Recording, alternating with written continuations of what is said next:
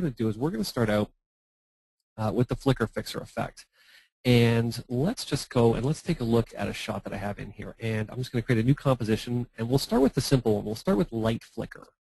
And I'm just going to drag it down here to the bottom. I'm going to drop it onto the Create New Composition button. Now I'm working in DVC Pro HD 720p, so I'm just going to make sure that I correct for the pixel aspect. And it's a little hard to see what's going on with the flicker, but if you take a close look, you're going to see up here in the actual parachute, we've got some flicker happening. Where you're really going to start to notice it is right here. What I'm going to do from this point here is I'm just going to preview it just so you get an idea of what's happening with this flicker. You can see we've got a lot of flicker happening in here. It's not too extreme. I'm just going to stop that. I don't want it to play back only because, obviously, we're trying to do this over the web. I don't want everyone's browsers to get bogged down with trying to play back full-frame video. But as you see, as I drag through, you got a little bit of flicker going on here. It's not too bad, but it's obviously something that could make this shot conceivably unusable. And believe it or not, this used to be something that, like I said, you know, in many cases, this shot, you'd look at it, if it was a little bit of flicker, you could say, okay, maybe I can live with that. But in many cases, this is a shot that really goes into the trash. But you know what? It doesn't have to be that way with Flickr Fixer. So what I'm going to do is I'm just going to deselect my searching for effects, and I'm going to come up here. And the first thing that you're going to notice with BCC8 is organization has changed a little bit. No longer do you have to go through, you know, trying to find, okay, so Flickr Fixer, where would I find that? Now you can see that things have been organized more so into what the plugins do, which makes things very easy to find. And Flickr Fixer is obviously some sort of an image restoration that you're going to be doing to the shot. So we're obviously going to find it under BCC8, image restoration. And Flickr Fixer is right here. Now, obviously, the other way to find that is to simply type in Flickr Fixer, and there it is right there. So I'm simply going to take Flickr Fixer. I'm going to drag it over here onto the clip. Now, I want you to watch what happens as soon as I let go inside the comp window right here. As soon as I drag it over and let go, you're going to notice a very slight variation happen to the shot. The shot just dimmed down a little bit. Well, now what happens is if I preview that same shot, all of the flicker is completely gone. Just like that. You can see, completely gone. I really didn't have to do anything. I didn't have to think about anything. I didn't have to do anything. You know, really, I didn't have to get in and adjust any parameters. You know, this plugin was written by the team at Boris Effects with unique algorithms specifically to look at shots, and especially shots where you're going to get uneven flicker. You're going to have areas of the shot that are brighter, areas of the shots that are darker, so you're going to start seeing flicker more so in certain areas than others. Actually, a perfect example of that was up in the sky. We really didn't see any of the flicker until we started to get down into the ground, especially in this area here. You're going to get more flicker in where our guy is parachuting than you are up in the sky. So this plugin is going to get in and really do all of the work for you. There's really little that has to be done. But the great thing is that if you happen to have a shot that had a lot of flicker, let's say very fast flicker, you can even get in. You can come over here into the effects control window. You have access to smoothing. And I'm going to show you the time control window in just a second and how that's going to help you. Now, like I said, this was very light flicker that we were looking at. So let's go in because I've got a few examples of flicker here that we can look at. So let's just take another one here. Let's take impossible flicker. When you see what type of image problems we have going on here, you're going to know exactly what I'm talking about. I'm just going to bump this up to full, and let's just get a little bit more of our timeline going here. You can see we've got some huge flicker happening. We go from very bright to very dark. And this shot is essentially not usable at all. You can't really put this in. I mean, you could, but I mean, obviously, you know, you'd have to stylize it up, maybe put a film effect on it or some kind of a, you know, color correction to sort of make it look like this is something you did intentionally. Well, again, not a problem if you're using Flickr Fixer. What I'm going to do, obviously, select the shot, and I'm just going to come down here, and let me just get to my preview controls here. I'm just going to click down to a frame where we go really dark. Let's see, that was pretty good right there. Okay, so again, Flickr Fixer. I'm simply going to drag it over here onto Impossible Flicker, and as soon as I let go again, watch the main composition window, you'll see, boom, suddenly brightens up. Now if I click through, you'll see everything is 100% even. And again, I can preview this so that you can see it. That crazy, insane flicker that we had going on before is completely gone. Perfectly level. Now, I have another example here that I want to show you. I'm not going to let that play back. I don't want to bog everybody down there, but there you can see. Flicker completely gone. And again, you can see, didn't have to go over to the effects control window, didn't have to adjust anything. Everything, the plugin knew exactly what to do. I mean, that just goes to show how much thought and work has gone into this plugin. The fact that, you know, in two separate instances, you really didn't have to do anything. But I wanted to sort of try to challenge the plugin, I guess is the best way to put it. So what I decided to do is I decided to create another example of flicker. I'm just going to come in here, and I call this longer and uneven flicker. I'm just going to, again, drag this right down into the Create New Composition button. And you can see what happens now is that the flicker varies over a longer period of time. So again, what I'm going to do is let's challenge this a little bit. I'm going to take Flickr Fixer, I'm going to drag it over here onto the shot. You're going to notice it brighten up slightly, and I'm going to preview this. Now, you can see that most of it's gone, but if you take a look over here in the dirt, we can still see an ever so slight flicker going on. It's a little bit hard to see, but if you look over here, you can see it, and occasionally you'll see it over here. So what do we do in situations where we have varying flicker over longer periods of time? Well, it's actually very easy. You'll see up here under Frame Analysis, I have a time window. Well, the time window right now is set to 5, and basically what it's doing is it's looking at 5 frames as the analysis point. What I'm going to do is I'm just going to bump that up, and I'm going to make it 10 instead of 5, and you'll see, again, I had a slight variation happen here because obviously it needs to recorrect everything for the adjustment that I just made, and now when I preview it, all of the flicker is completely gone. Now on the flip side of that, I'm just going to stop previewing this for a second. I'll just drag through so you can see. I'm just going to put the time window down to be 2 so I can show you what it is on the opposite of that. You can see that with the time window shorter, we have a smoother flicker. It's not as staccato as it was before, but it's still obviously there. So you can see the time window is really going to be sort of your best friend when working with this effect. If you end up finding yourself that you have a more varying flicker over a longer period of time, what you're going to want to do is you're going to want to get in and you're going to want to adjust this time window. You can see basically just bump it up to 10. I don't need to adjust anything else. I can now preview this, and all of the flicker is gone from the shot. Very nice. And I'll just stop it here, and we'll just drag through. And there we go. Very nice. Now, I'm not sure if we're going to want to stop for Q&A in between each plugin or whether we should just keep going. I'll let Rich pipe in and see if we have any questions so far about Flickr Fixer.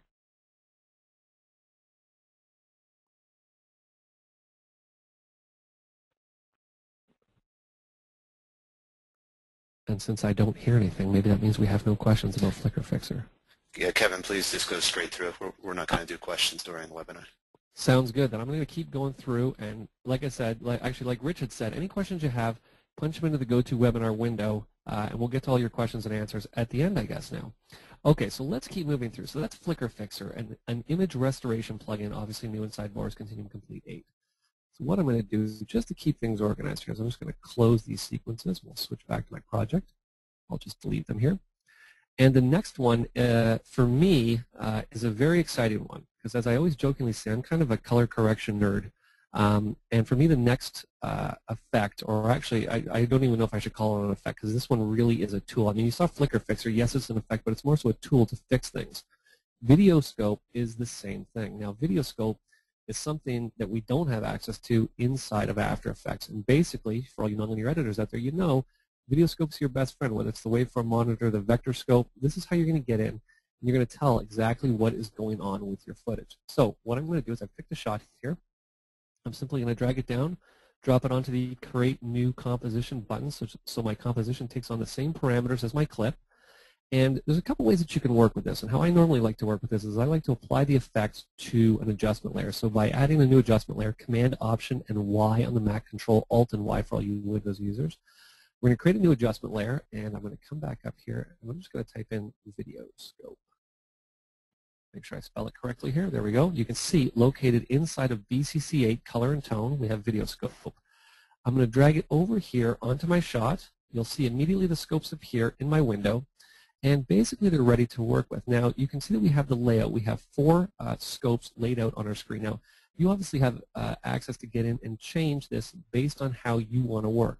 So, for example, let's say we only wanted to work with our luminance values. So what we can do is simply select inside the layout. We can come down and say, well, you know what, just show me the Luma waveform. So there we go. There's the Luma waveform. Or I could say, show me the vector scope. So you can get in and you can tailor this as much or as little as you want. The other great thing that I like is the fact that you could even come in and you can see that, you know, obviously for this webinar I'm working with a smaller screen resolution. But if you've got a big monitor, you can even get in and say, well, you know what, show me them side by side. You know, you see this very commonly in a lot of high-end color correction, standalone applications where you'll see the layout just like this with your video down here. in the lower right-hand corner. So a very unique way to work. It's one of those work how you want to work type of things. But I want to show you how you're going to take this and you're going to use it in a quote-unquote real-world situation.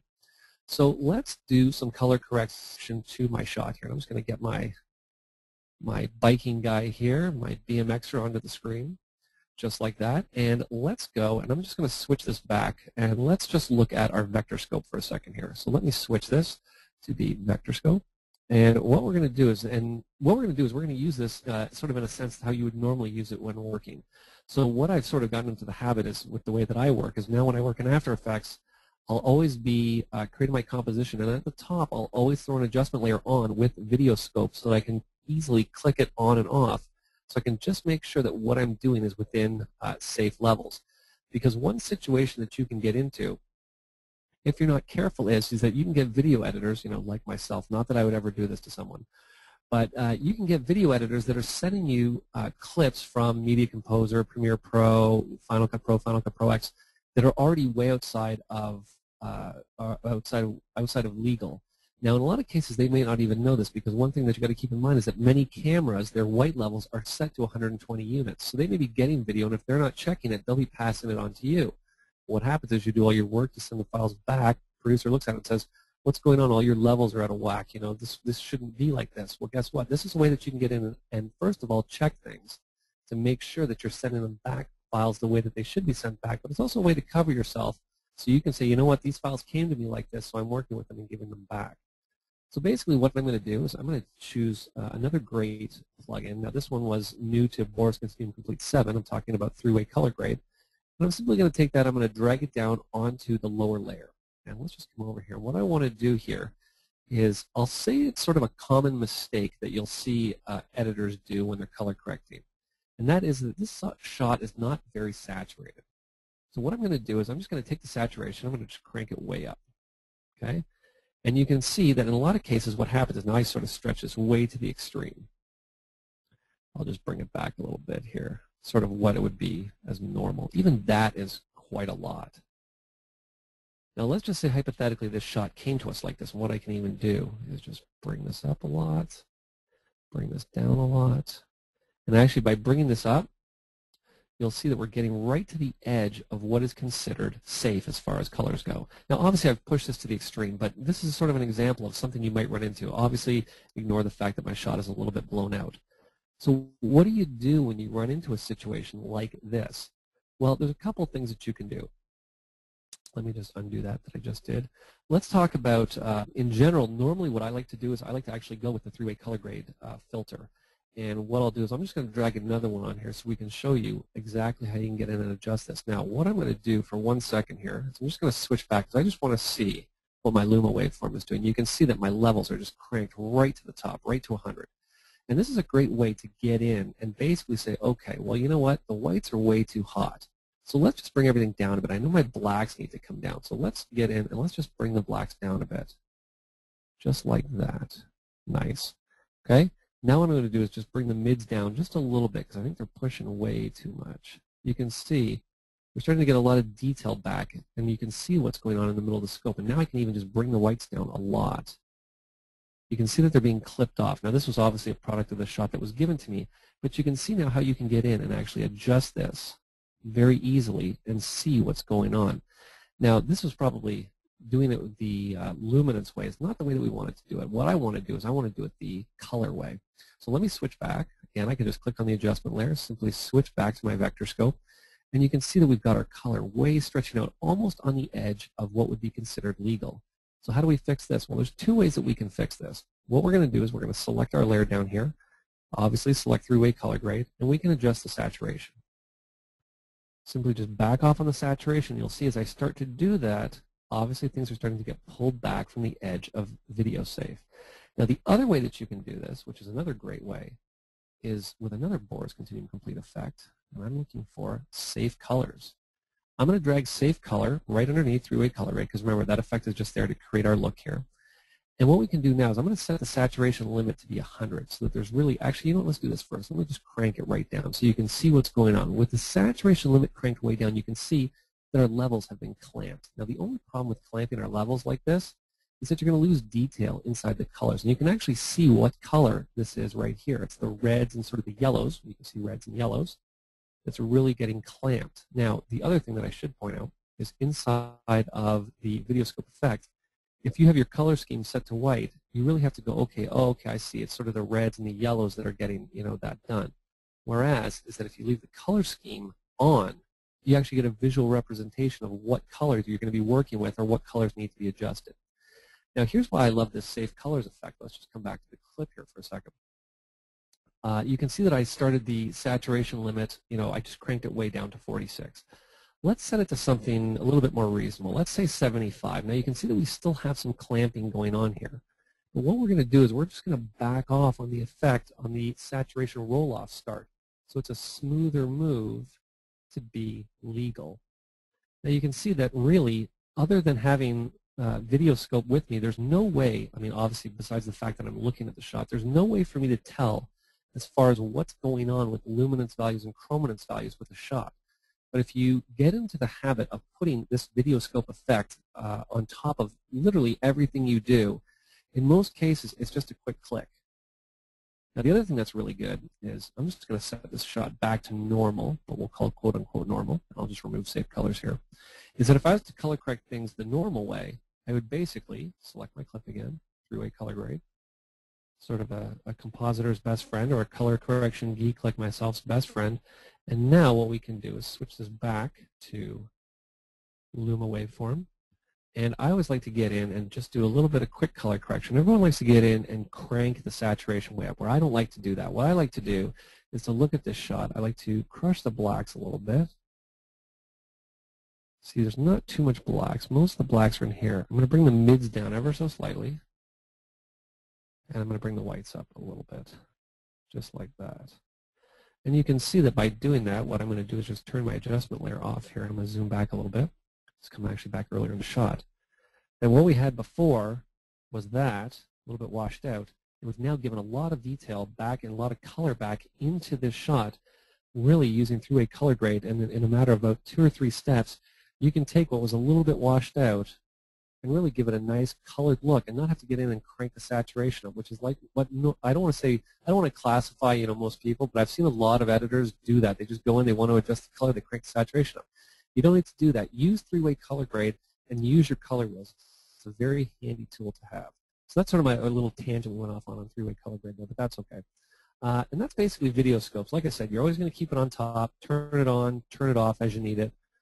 Or to be really handy, we could always just leave it on side by side. So when you turn it on, it's going to jump everything back. So you can still see what's going on. You can still obviously click through. And if you wanted to, you could obviously even preview this to get a real-time playback. So very handy.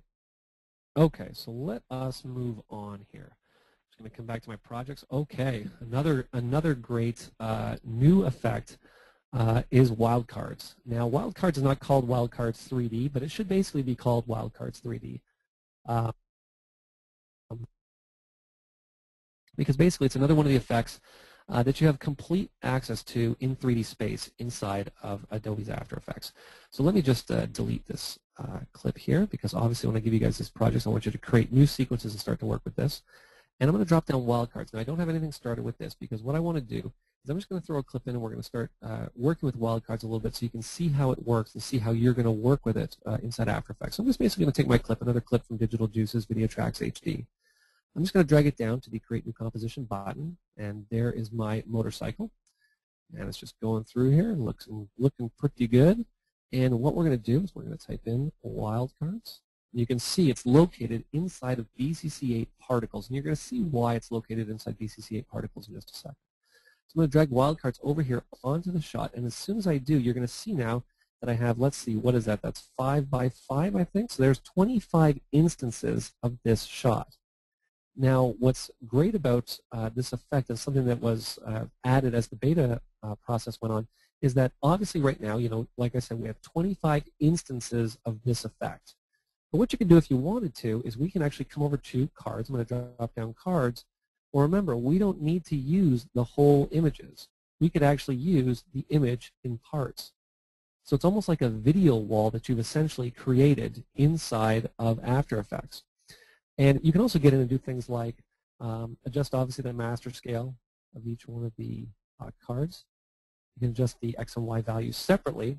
Now what I'm also going to do here is just undo this because I want to attach the other card that we're going to use to the back of this effect. So let me just switch back into my project for a second. I'm just going to grab my other shot. I'm just going to stick it right in behind, and you're going to see it appear there. I'm just going to turn my eyeball off. And inside of the wildcards effects control window, all I'm going to do is simply select the back face to be the other element. Now, as soon as I do that, it appears as though nothing has happened, but I'm going to show you what's happened in just a second, because I do also want to mention that you can also have alternate front faces in here. So you're not stuck with just two images. You can get in and you can add alternate faces. You can have, as many, you can see, we can have 5 alternate faces in here that you could simply put into your composition, turn off, and choose as you want. You see, we can also get in and adjust the roundedness of our cards. Just set this back. I'll just put this like really slim, like 1. And what we're going to do now is I'm going to come down and I'm going to show you why this is called Wildcards 3D. Well, first of all, I think the first thing we're going to need to do to make this 3D is I'm going to add a camera. So I'm going to press Command Option Shift and C, Control Alt Shift and C for all you Windows users out there. I'm just going to create a standard camera, nothing fancy about it. And what I'm also going to do is I'm going to add a light. Command Option Shift and L, Control Alt Shift and L for all of you Windows users. And I'm going to make this a spotlight just for fun. And I'll just make it a white spotlight. I'm simply going to say OK. Now you can see it's applied. The light is shooting into the shot. Nothing's really going on with it. Well, the reason that it's not working right is, of course, because I'm not working it right.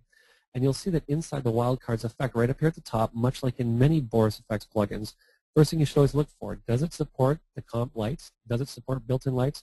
Does it support the comp camera? Well,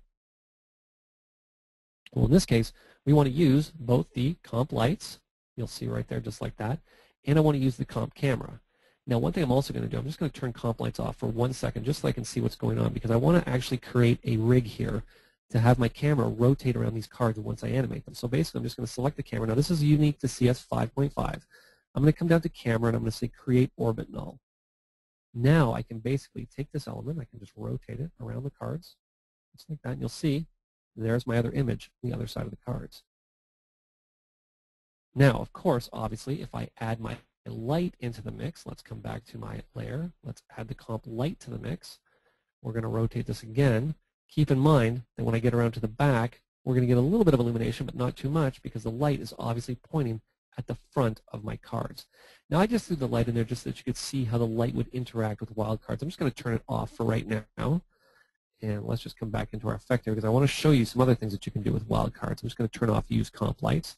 Remember, obviously, because I can use built-in lights, there's a built-in lights parameter inside the effect. If I was to click on it, you'll see that we now have the light shining over here. But what I wanted to show you is, I'm just going to come down a little bit here. You're going to see that what we can do is we can get in and we can actually tumble the cards. And I'm just going to zoom in here a little bit. Let's take my camera. Actually, we'll leave the camera where it is. What I'm going to do is we're going to zoom in a little bit. Let's actually do this the proper way. Make sure we have position selected. Okay, so that's not too bad. Okay, now what I wanted to show is that I can obviously take these and I can tumble them. What's more important is that nothing really ever tumbles exactly the same. So let's get in and adjust the tumble randomness. And let's get in and spin these a little bit. And let's adjust the spin randomness. So we really have a random element happening here. And you can see we can do the same thing. We can rotate these elements. And we can also adjust the rotation randomly. And you can see that we can even get in and wipe. But I'm just going to come down to the array for 1 second. Because obviously I can get in, I can add more cards if I wanted to. Let's say I wanted to add, I don't know, 8 and 8. Some more rows. We can obviously get in and space these out. I'll just come back here and we'll just make them 5 and 5 again, just so I wanted to show that so you can see how this goes. But now is where we can get in and we can start doing things with the array, like spinning the array around, like this inside the effect. So if we didn't want to do it with the camera, we can get in and we can animate all of this stuff right from within the effect itself. We can even rotate the world's rotation, X, Y, and Z. And you can see that you can really start to get in and create some really unique animations with this effect. I'm just going to come back up to the top for a second because I obviously want to point out, much like pretty much all of the effects inside of Boris Continuum Complete 8, and really, inside of the Boris Continuum Complete family of of products, not just in 8 and 7 and in 6 as well. Presets play a big role. So in this case, let's just use the spinner as an example. As soon as I select the spinner, you can see it's telling me, wait a second, it's an animated preset. So I'm just going to say stretch to fit, and we'll start it at the first frame. And I'm going to say OK. And you can see now that what we have is we have a video wall that's going to rotate around just like that, very quickly and very easily. And you can see all the cards are rotating at different times from each other. Very cool. The thing with wildcards is that there's so many possibilities of things that you can do, and the fact that you can start adding more layers and more elements in just makes it, this is one of those effects, and a perfect example of where I see it all the time is at the start of, my daughter loves watching the Disney movies, and you see an effect like this at the start of all the Disney movies where you have, all these images moving backwards, all in what looks like different video screens. And wildcards is essentially what you're going to use to create that type of look. Okay. So that's a brief look at wildcards. So let's move on and talk about organic strands. So I'm just going to delete this composition here, and let's move down to organic strands. Now, organic strands is another unique plugin inside of Boris Continuum Complete, and it's funny. I saved this out because I was playing around with it, and I'm just going to come into the effect here. Let me just put this back the way I had it before, which is like this. Now, this is organic strands is an effect that's actually going to let us talk about an important thing inside of again, many Boris Continuum Complete plugins, and that is the fact that in a lot of cases these effects have more than meets the eye, kind of like the transformers. Now in this case we're talking about organic strands. And what is an organic strand? Well, a strand is kind of like a string that you can take and you can mold and you can bend and you can twist and you can turn it. You can do all these type of things with it. And in this case what we've done is we've created basically kind of like a VU meter. And now how we created a VU meter, what I'm going to do is I'm just going to preview this here. And you're going to see how I created this. Well, actually, pardon me, I didn't create this. I have to give a shout out to Dirk who created this. So basically what we have here is it's obviously a very organic look. And we also, as you can see down here, have a camera rotating around the strands as well. Now, I'm just going to stop this just so I can drag through. You can see what's happening is it almost looks like a heartbeat. Well, how this look has been achieved is using not only organic strands, but the built-in beat reactor function. Now, I'm sure most people are familiar with beat reactor from back in Boris Continuum Complete 7, a great way to animate parameters to the beat of music. Now, I'm going to get in and show you how we're going to, in more detail, how we're going to do that in just a second. But I want to show this to you inside of organic strands. Now, you can see up here, basically, I have the strand count set to 12, but before I had it just set to 1. And you can see it creates a very cool, and I'll just preview this again, a very cool little animation here that's bopping along to the beat of the music that I happen to have right down here at the bottom of the composition. Now you're going to see over here we can get in and adjust things like the length of the strands, the thickness of the strands. Let me just get the strand on the screen here. There we go. We can get in and adjust the thickness. We can even get in and do things like tapering. We can obviously make them more dense. You can see that we can also get in and adjust the color. And what I love, and you're going to see this in a little bit more detail inside the particle emitter 3D section, that you can get in and you can add gradients. And you can see right now we have a standard gradient applied, but I can come in and say, you know what, I'd really rather this was violet and yellow. There we go, boom, done. I can obviously get in and adjust each one of these on their own if I wanted to, but you know what? For me, in a lot of cases, presets is the way to start. I could get into pastels, just like that. Very nice. Greens. So whatever I happen to need, I can probably get in and find a color combination right inside the presets. And one thing I should also point out is that with every effect, and you're also going to notice this when you get down into areas like the multicolor gradient, and I'll just come back up to the top here. If I hit the Help key at any time, I'm going to be brought to the preview screen. It's obviously going to show me everything I need to know. Now, obviously, this is a work in progress. But you're going to find out pretty much everything that you need to know about the effect as far as things like parameters and stuff like that goes inside of the Help function. So remember that and use it anytime you might get stuck. So I wanted to come down so you can see that we've gone and talked about, shown the color. Very cool. But I wanted to show how this actually integrates with Beat Reactor. And let's just do this here. I'm just going to twirl up my strands because, like I said before, in a lot of cases with these effects, there's more than meets the eye. And one thing I always encourage people to do is two things. Always look at the top, always look at the bottom. Why do you always look at the top?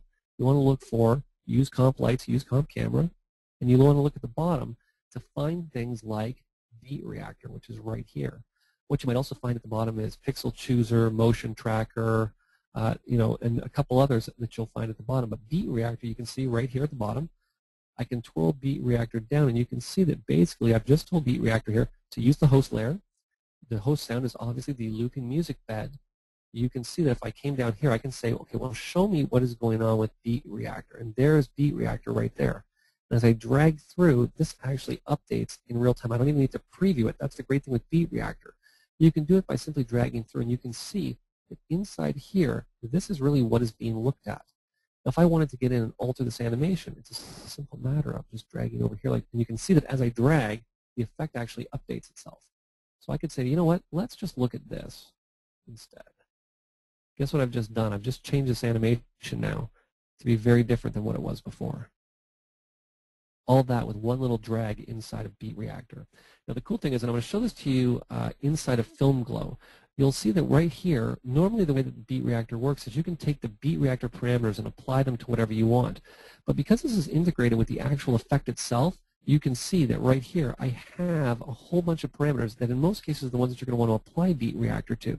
So you don't even need to worry about expressions, you don't need to worry about anything like that. You can simply select the one that you want and you're ready to go. So if I changed it with dispersion with progression, you can see very different look.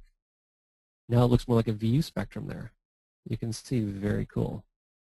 All that with a couple clicks of the mouse. In a lot of cases, like I said before, presets are the best way to start. You can pick a preset, start working with it, and then just simply get in and adjust it to what you need. And you can see with one click of the mouse inside Beat Reactor, I've created a very different look from what I had before. Okay, so let me just move up here. So that is organic strands. Now let's talk about another great effect, and this is actually going to lead us on to something else that's important that I mentioned inside of Boris Continuum Complete 8. And I'm talking about Lens Flare 3D. Now, Lens Flare 3D is exactly what it sounds like. It is a lens flare effect that can be used in 3D space inside your compositions. So let me just delete actually I'll leave my organic strands composition here. And I'm going to come down to my Lens Flare 3D. Now, I've got a couple of compositions set up here, but I wanted to start out by showing you how this actually works inside a 3D space. Just give you a basic overview. So I'm just going to close this organic strands here. I'm just going to create a new composition. And we're going to leave it as 10 seconds, DVC Pro HD 720p. Make sure that I'm set to my toggle pixel aspect ratio. And what we're going to do is we're going to add a new light. Command, Option, Shift, and L. Control, Alt, Shift, and L for all my Windows friends out there. And we're not going to create a spotlight. We're just going to create a point light. Because in a lot of cases, the way I sort of see lens flares is the actual flare itself is where the light is. So I don't really need to have a spotlight pointed at something. I always like to use point lights when I'm working with Lens Flare 3D. So you can see here's my here's my light right here in the middle of my screen.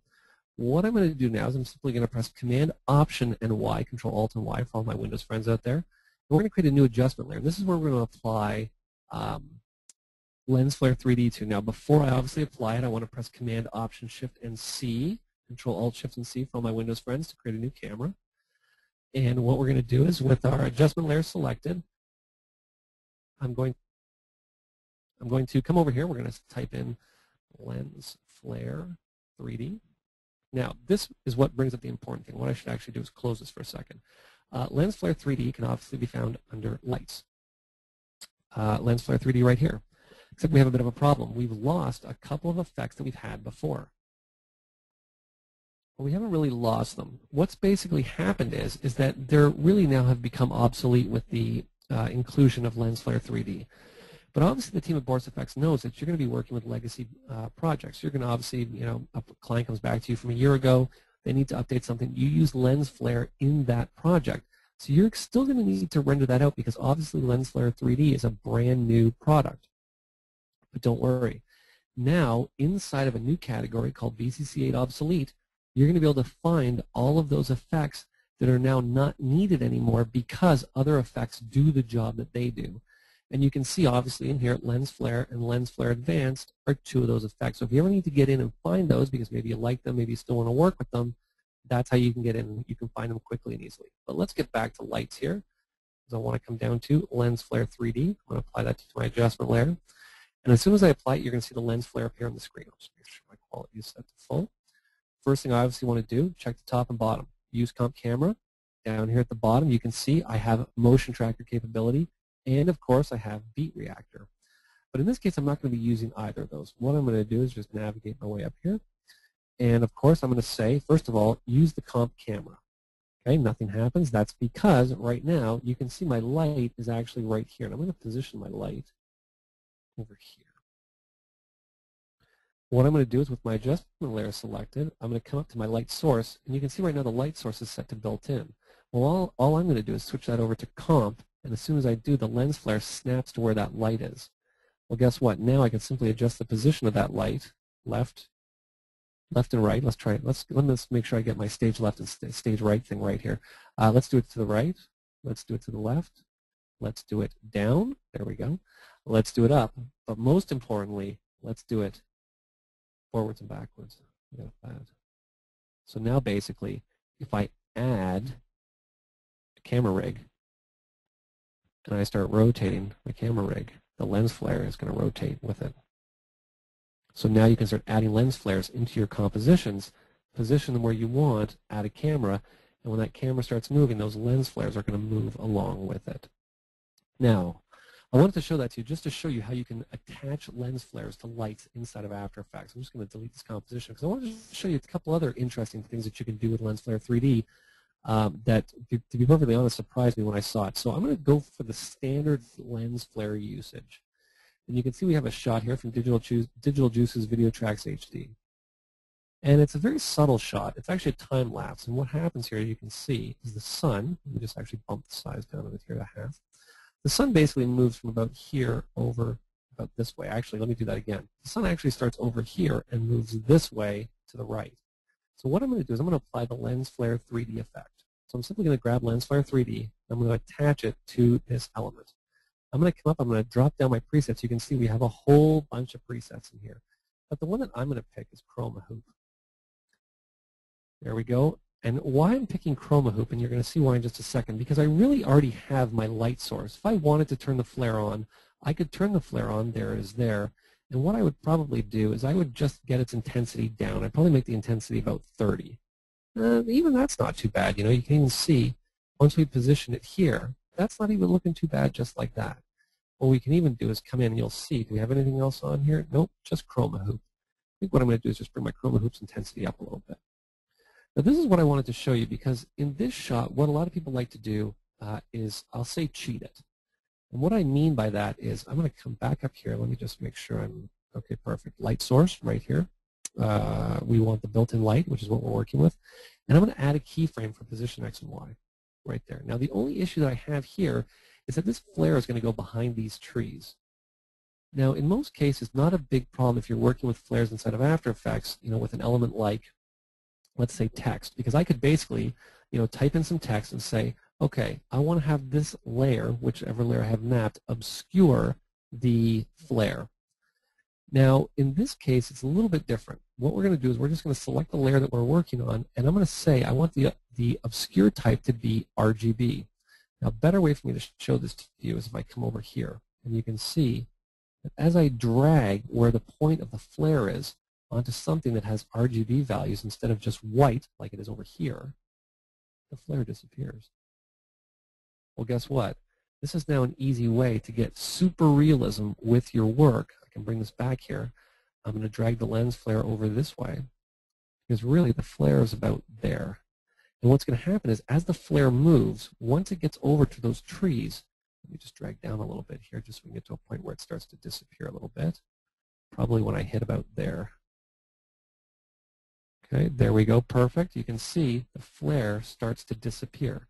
So you can see this is a way that you can get in. I mean, lens flares are something that people kind of throw in, and you kind of look at it and go, okay, that's, you know, someone did that. You know, that's obviously very obvious.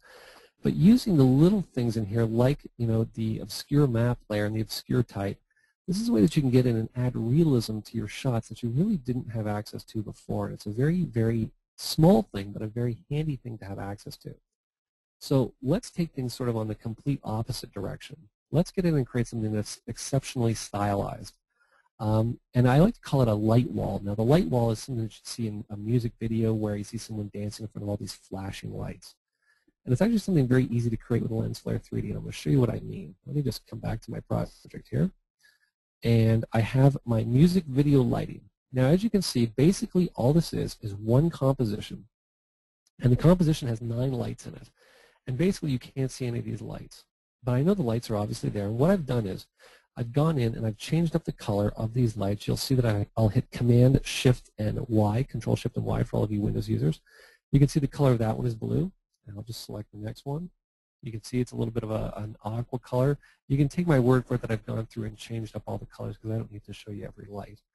But basically what we're going to do is we're going to apply the lens flare effect to these lights. So let's go Command, Option, and Y, Control, Alt, and Y to create a new adjustment layer. Lens flare 3D is going to be applied. So lens flare 3D is going to apply itself into the shot right here. Now what I'm going to do is I'm going to navigate over to light source because I don't want to use a built-in light source. Actually, the first thing I wanted to do before I did that is I wanted to do a disk preset. So let me just do that because that's the type of flare that I wanted. So let's do this. Let's come over now and let's switch our light source type to be comp. And you're going to see what happens is that it disappears. I'm going to come down here. And of course I did this right before I came in here. Comp. And now it's not going to want to do it. I added all these presets in right before I started. And what should have happened at this point is it should have recognized all of the lights inside of my composition. Let's do this first. I'm going to apply a camera here. Command, Option, Shift, and C. There we go. Perfect. It's the camera. Let's do that again here. Okay, I'm going to come in. I'm going to say Use Comp Camera. There we go to snap them all to their attention. That's what I missed. I missed the comp camera. Okay, so now you can see that I now suddenly have all of these lights inside of my After Effects composition. But let's get in and let's actually do what I said I was going to do, which is to have this sort of a flashing music video type of an effect. And how we do that is very easy. What we're going to do is we're going to twirl up our light source, and I'm going to twirl down like Flickr. Let's leave this type to be smooth, and we're going to take the speed up to be about 50. And what I should probably do with these lights is I'm just going to set their opacity to be 100. There we go, much nicer. Okay, so let's just select everything. We'll twirl it all back up, and we're going to come back up to our adjustment layer. And now we're going to set the amount to be, let's just say 25. You'll see as soon as I did that, all of a sudden they dim down. But now if I preview this, you can see all of my lights are now flashing. Now I'm not going to play this. I'm just going to drag through it so you can see. And what's important to keep in mind about this effect is I can easily select these lights. I can duplicate them. I can simply drag them down like this. And then I can duplicate them again, drag them down like this. And basically now I've created a wall of lights. And what's obviously very important to keep in mind, we're just going to select the camera, layer camera, create orbit null. Now the only thing I need to make sure of here is that when I look at this from the top view, I know that my orbit null is a bit farther back than my lights are. So let's just say none. I'm just going to reposition my null here just so that it's sitting on the same line as my lights. And then I'm going to parent the camera back to it again. Because what I wanted to show was the fact that, remember, just zoom back here, is that if I rotate my camera around my lights, we're still dealing in 3D space. You can see the lights have depth to them, just like that. It's not like they're a flat element. These are real 3D lights inside of After Effects. Take these lights, stick them into your composition, have cameras flying around them, have elements flying past them, totally integrated inside of After Effects with the cameras and the lights. So that's basically an overview of Lens Flare 3D. So let's move on. Next we're looking at Particle Emitter 3D. Now Particle Emitter 3D is kind of the, I'll call it the Alice in Wonderland plugin. And I call it the Alice in Wonderland plugin because, you sort of, you see Alice in Wonderland, she falls into Wonderland, and basically anything is a possibility. Well, essentially that's the way Particle Emitter 3D is. Anything is a possibility. And what I'm going to do is I'm going to show you a couple of things inside of Particle Emitter 3D that you can do. And I'm just going to close these comments here for 1 second. I'm going to show you a couple of things that you can do, and then we're going to get in. I'm going to show you quickly how you can create particles to spell out a word. So you can see that some of the things that we can do in here. We can create particles following, let me just preview this here, particles following shapes. You can see we have a square, we have a circle. And basically what these are doing, and I'll just let this finish here and I'll drag through here. What these are basically doing is they're following After Effects mask shapes. You can see if I keep going, there's the star. You can see I can come back in here again, following After Effects mask shapes. I'll just turn that off just so we can see it. Again, following After Effects mask shapes. Let me just select the layers so you can see the masks. Okay, so let's get in. Let's take a look at a couple others in here. We have things like 3D titles. You can have 3D titles flying towards the screen. You can do things like fire, very realistic looking fire. You can do a flaming title if you wanted to, have it set your text on fire. You can do things like, let me just come down a little bit, rain, very easily with particle emitter 3D. Now, let's get in and let's talk a little bit about doing one of these very quickly. So what we're going to do here is we're going to do something that looks like this. Looks like a very complicated effect, when in reality it's not very complicated at all. Let me show you how this is going to work. What we're going to do is just quickly create new composition, say OK. I'm going to type in, of course, Boris Effects. Make sure that we're at full. Make sure I have my caps lock turned off here. I'm just going to position it in the middle of the screen. And what I want to do is I want to draw the masks. So I'm going to select the layer. I'm going to say layer. We're going to say not auto trace. I'm going to say create masks from text. And we're going to come in and I'm going to add a stroke effect. Because basically what we're going to do is we're going to have the outline of Boris Effect be our particle generator. So I'm going to type in stroke. This is a standard effect that comes within After Effects. You can see it under generate. So I'm going to drop it in there. And I want it to stroke over transparent. And we'll just increase the size to about 3.5. Make sure I'm stroking all the masks. So there we go. There's our element that we're going to use to project our particles. Now, the only thing that's important to do before you actually get in and apply particle emitters, we need to pre-comp this, only because right now, remember, this is still just a solid that has masks and an effect on it. So particle emitter is not going to see any of that information. It's just going to see a white solid. So I'm going to pre-comp it. We'll move everything into our pre-comp. And I'm going to create a new solid. Doesn't matter what color. And of course, I'll just close this. Particle emitter can be found appropriately enough under particles. And we want particle emitter 3D, not to be confused with BCC7's particle array 3D. I'm just going to drag it over here onto my solid. Now you'll see as soon as I drop it in there, nothing happens. Well, something has happened. And what's happened is these particles are about to be born. Because remember, on frame 0, they haven't been born yet. We're going to start to have them born just like that. Okay. Now, believe it or not, I don't even need the Boris Effects word here. I can actually even turn that off. We can just have these particles flying around like this. Now, what's important to also keep in mind, first thing to always do, look at the top, comp lights, built-in lights, comp camera. Take a look at the bottom, motion tracker. You can see that we have included with particle emitter 3D. So let's get in and let's tailor this how we want. The first thing I'm going to do is drop the emitter down and say, okay, well, first of all, the emitter shape that I want to use is a layer map. And the layer map that I want to use is my pre-comp right there. Now you're going to see that we have the particles. They've started to appear, and that's fine. What I'm going to want to do now is I'm going to want to set this to be fairly high. Let's set it to be about 1,000. And I'm going to set the particle speed to be very low. Let's set it to be like 5. You'll see as soon as I've done that, the effect has now almost started to come together. You can actually see Boris FX written across the screen. What we're going to do now is I'm just going to come down. Let's do the particle first. I'm going to come all the way down here. And here's our particles. And what I like to do is I like to use one of my favorite particles, which is Sparkle 4-pointed flare ring. I'm going to select it. You're going to see them appear like such. I think we can even do with a few more particles. Let's drop the lifespan down to be about 1. Let's go about, I don't know, 1,500. That's looking pretty good. And let's drop the speed down to be about 2. There we go. You can see now Boris Effects has really started to take shape. So again, what's great about this filter, much like previous ones, is that we can get in. Let's actually adjust the size of our particles. You can see the size randomness has now given me larger particles and smaller particles. But what I love about this is that I can get in and I can use, whatever color happens to be the current color. Let's just say sort of this blue color. But what I really like is the fact that I can come down and say, well, you know what? Let's do it as an additive blend mode. There you go. Now they've really started to glow. What we can also do is we can even switch to a gradient color. We can have gradient random. We can drop down our gradient color. And again, much like we had before, let's pick the magentas. Okay, very nice. Now what we can do is we can simply turn on our Boris Effects there. Now what's important to keep in mind is that this is a map. It's not going to put it exactly where whatever the map layer happened to be. You're going to need to get in and do a little bit of adjustment. So let's just do that. I'm just going to scale this down a little bit. Just like that. And we're going to scale it out a little bit too. And guess what? What I've now created is and let's actually do what I had done in the initial one. I'm just going to duplicate my particle layer.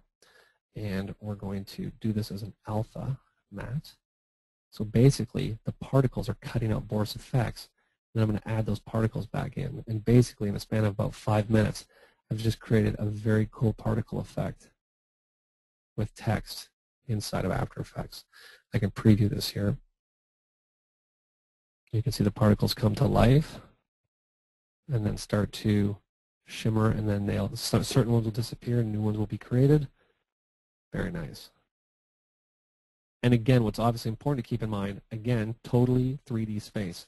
If I added a camera, Command, Option, Shift, and C, Control, Alt, Shift, and C, and let's make sure that I have my camera null here, or my orbit rig, create an orbit rig here. And then what's important to keep in mind is we want to make sure that we use the comp camera, and we use the comp camera. And we're just going to take it. Now, obviously, it sent it back in space, but that's fine because I just want to do this for the purposes of rotating this around to show you that this element, of course, has depth to it. And we can get in, we can stretch that out, we can squash it together, and we can really work with this however we want. So that's sort of a brief overview of Particle Array 3D. I mean, like I said, I call it the Alice in Wonderland effect because there's just so many possibilities and so many things that you can do with it. Really, you saw rain, snow, particles like this, fire. The possibilities are really endless. So I'm going to come up now. Whoops, just select my arrow here. And let's talk about probably my favorite effect inside of the new Boris Continuum Complete 8, and that is Stage Light. And Stage Light is a good one. And Stage Light is one that I guarantee you're going to start using in all of your compositions. And what I've done is I've created what I like to call a standard Stage Light application. It's sort of a common use, a common thing that I see a lot of people do inside of After Effects. You can see we have a relatively photorealistic looking word of really enough, best name in the world, my name. And what I've basically done is just rotated the camera around it. And you can see inside the composition I have some lights. I have one over on the right here, one over on the left.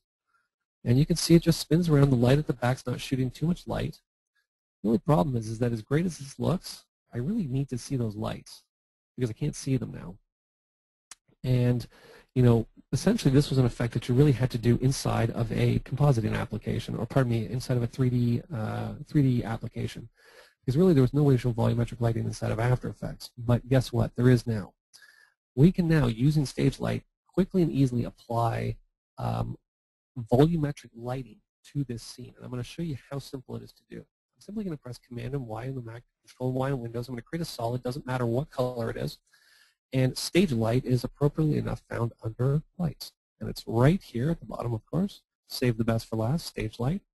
Peter will be happy that I said that, save the best for last. I'm going to drag it over here onto the royal blue solid, and you'll see that as soon as I let go, we have a great light in here. This looks awesome. The only problem is that as I rotate, the light doesn't actually move. It just stays there. Well, the reason being is because right now I'm not using the comp camera, as you can see over here. I'm not using the comp light. I'm using the built-in camera, and I'm using the built-in light. What I want to do is say, use comp camera, and I want to use the comp lights. And as soon as I do, those lights now come alive. And you'll see now that I can actually rotate through, and there are those lights in 3D space rotating with my shot. Now, of course, all of these lights are white, but if at any point, let me just pick a light that I can see here. Let's pick this one off in the distance here. It's light 1. Command Shift and Y. Why don't we make this light red? Guess what? Now it's red. A simple click of the mouse. Very nice. And really, that's all you have to do. Now, what I want to show you is something that's very unique to this plugin. Besides, obviously, the fact that you can create 3D volumetric lighting inside of After Effects, what is really unique to this plugin, I'm just going to undo what I just did and set that light back the way it was before. And that is the fact that, one of those effects that you always see people shoot practically is you'll see a beam of light shooting down onto a stage and smoke rising up from that light. Well, guess what? We don't need to do that as a composite in After Effects. Why? Well, because right inside of Stage Light itself, I can actually come down to smoke, and I can say, add smoke to this light. And you'll see now that smoke has been added in front of all of these lights. I can also up the density. You'll see there's more smoke. And as it rotates, I can even set the speed to be lower, but take a look at the smoke over here on the right side of the screen. Very nice. And I'm going to show you in just a second a very cool way that you can use stage light to animate a composition. But I want to show you, before I wrap up stage light and we go into the last one, film glow, I just want to show you what I like to call the integrated stage light application. And what I mean by that is how these effects inside of Boris Continuum Complete can work together with each other. And here's the example. You can see that again, I'll just give it a second here to load. I've created greatest name in the world, Kevin. Actually, I'll say the greatest name in the world is Boris, but that would be kissing up. But we got my Kevin word mark here, obviously created using 3D extruded text, Boris Continuum Complete 3D extruded text. And you can see camera, again, if I select my 3D extruded text layer, let's make sure I select the right layer here, because basically what this blue is here, and I'll show you here, I'll just scroll down a little bit here, is the blue is actually being used as the material. You can see it right here, front texture layer is the royal blue. And basically all this is just standard 3D text, nothing fancy about it. It just basically is in there. You can see I'm using the comp lights and the comp camera to rotate around the element. So let's use the same concept that we were just using, Command and Y on the Mac, Control and Y on Windows. New layer, stage light, apply it. Of course, it adds the built-in light first. So we want to use comp camera and use comp lights. And guess what? There's the lights shining down on my name, just like that. And guess what? You want to add some smoke to it? No problem. Let's just turn the smoke on. Now, obviously, what's important to keep in mind here is that with this light here, if I wanted to adjust its intensity, I only have it at 50. I punch that up to 100. You'll watch, it updates right away. If I wanted to drop down my light options, if I wanted to adjust the cone angle to make it maybe 90, you know what? No problem. There you go. Now, what's also important to keep in mind is that by coming back to the effect here, you can see that with the comp lights, I'm going to come down to spotlights. You can see that I'm using the source's intensity. But if I didn't want to do that, I could also come in and adjust the intensity right here from within the effect itself. I guess I bump that up to 200. There you go. Now, one thing that's also important to keep in mind is you notice that what I'm doing to one is being done to all of them. That's because I've applied this effect in here to basically all of the lights. But you could get in and get fancy with this if you wanted to, and you could start adding. So, for example, let me remove stage light. I'll just give you an example here. We'll go light 1, stage. Let's do this. SL light 1. Okay. I'm just going to copy that. Say okay. We're going to duplicate it. Duplicate it. I'm going to call this light 2. What I actually should have done here is called this 1. I'm just going to do A, B, and C. Probably easier. B and C. Call this A, B, and C. And what we're also going to do down here is I'm going to do the same thing. I'm going to call this light A. I'm going to call this light B. And I'm going to call this light C. Now what I'm going to do is simply apply stage light to this light here. I'm going to turn the other two off just for the sake of argument right now. Obviously comp light and comp camera, but what's most important is under comp light, if I drop down the global setting, what I want to do is I want to choose the lights that names starts with A.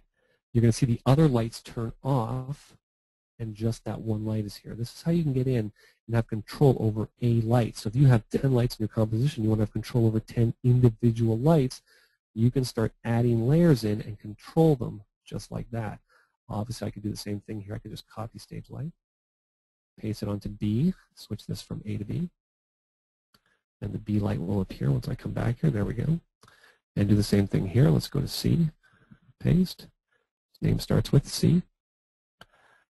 And we should be able to now, it might actually help if I turn these layers on. But now you can see we now have all the lights inside of After Effects. Very nice. And completely controlled independently of each other, just using 3 simple solids. Okay, let's move on to the last one. Let's move on to film glow. So again, film glow. This is going to be a fun one, because what I decided to do with this one, and let me just drop down film glow, is I decided to do a little sort of Halloween-themed thing for film glow. And you can see that basically what I've done is I've combined 3 elements from Boris Continuum Complete. I've combined Raise Puffy, Film Glow for my pumpkin eyes, and Stage Light to create this effect. And believe it or not, it's something that's very easy to create. I want to show you how simple it is to wrap this up. Okay, so this is an element from Digital Juice's Canvases. This is from the Fall and Winter Canvases collection. And it's basically, as you can see, just a Halloween collection. And what I'm going to do is I'm just going to import this element. So I'm going to say File Import, come to my webinar folder, and we'll come into Film Glow. And it's right here, Trick or Treat Landscape. I'm simply going to say Open. It's a composition, or it's a Photoshop file, so I'm just going to bring it as a composition. And I'm going to double click on it. You can see there's the element, standard element right there. So let's get in and let's quickly animate this. And you're going to see how using these 3 effects, you're going to be able to animate this thing in no time flat. So first thing, I'm going to turn my layers off here. You can see background is just the door. Next layer is the pumpkins on the step. Next layer is the actual eyes of the pumpkins. And last but certainly not least, we have our light.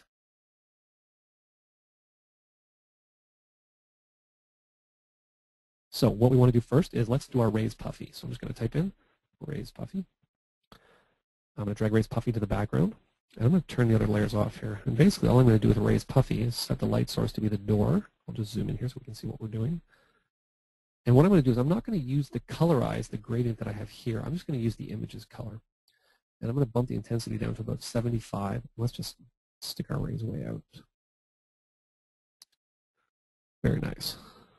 Okay, let me just zoom back here. Now what we're going to do is I'm going to add my floor. Okay. Now what we can do is we can add the stage light effect. And let me just turn my light on here. And let's add a light into our composition. Command, Option, Shift, and L for all of you Mac users. Control, Alt, Shift, and L. This is going to be a point light. And what's important about this point light is that I want it to be this yellow color. I'm simply going to say, we want our fall off here. Let's have our fall off to be on at 500. And we're going to position this light right over here. Now, obviously, what's important with this element is that I want to make sure that I, first of all, have this layer turned on, just like that. And you can see now my light is illuminating part of the pumpkins. Now, I'm not going to make this 3D because I want these to glow with my film glow. But basically what we're going to do is just set the transparency of this light to be 200. And the great thing is that because the light is positioned right over top of this light, we're going to add a new solid. You know where I'm going with this. We're going back to our great plugin, Stage Light.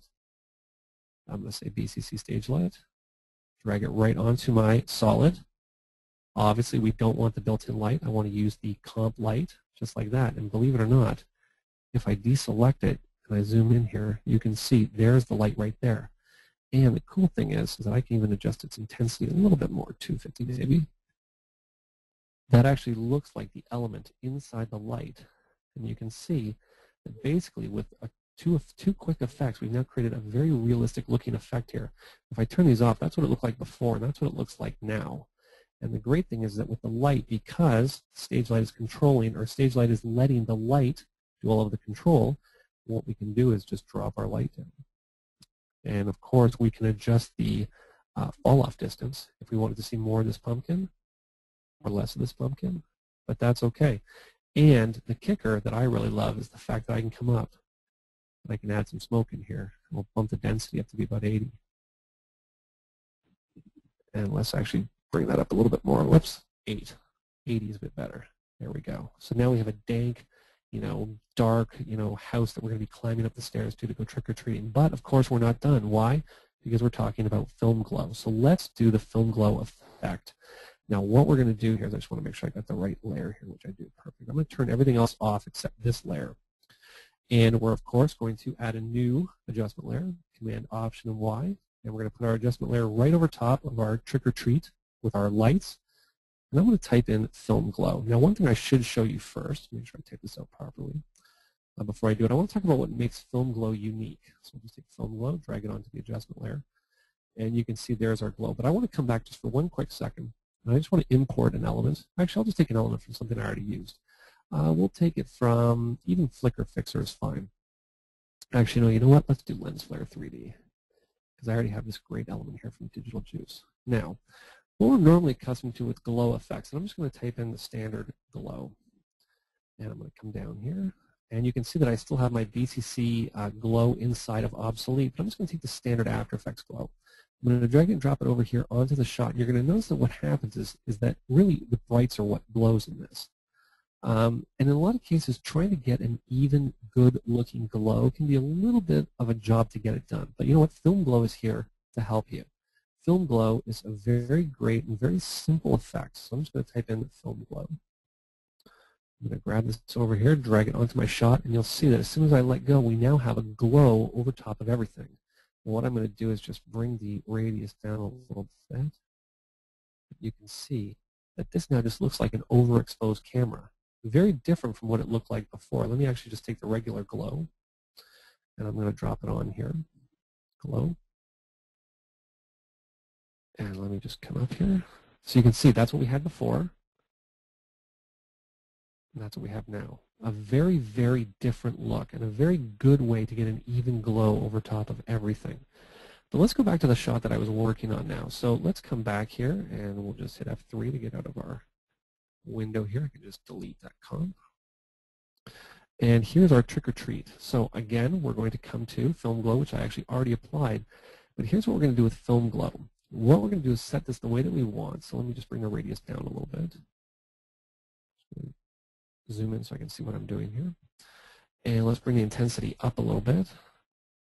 Very nice. And you can see that if I turn the other layers on here,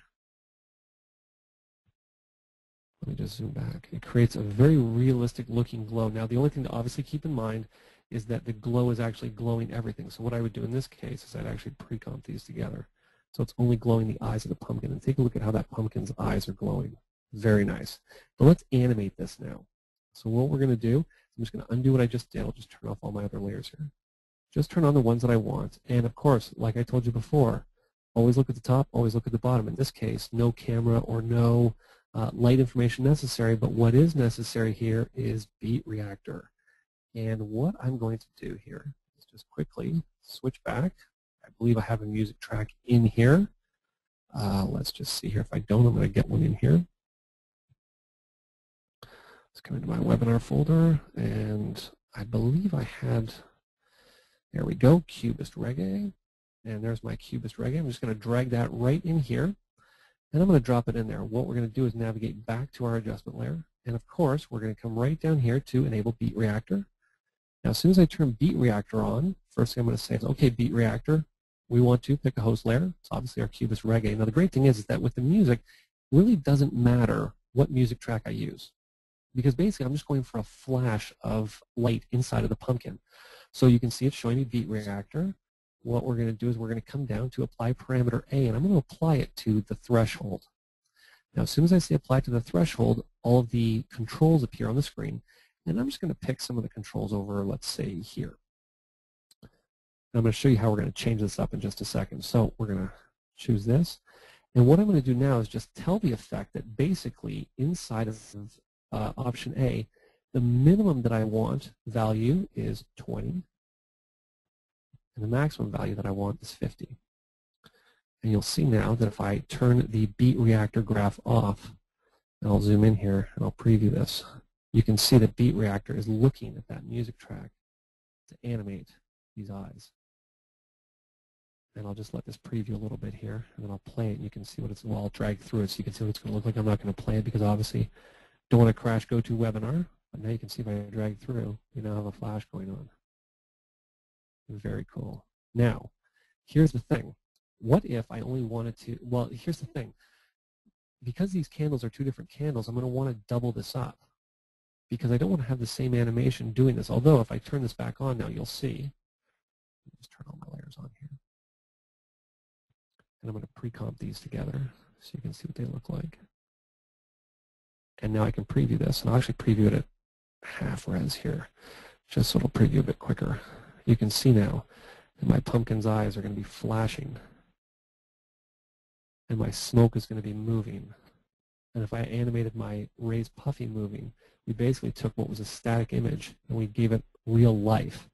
And you can see this stage light just gives an ultra realistic, glowing light there. And I'm just going to drag through this quickly here.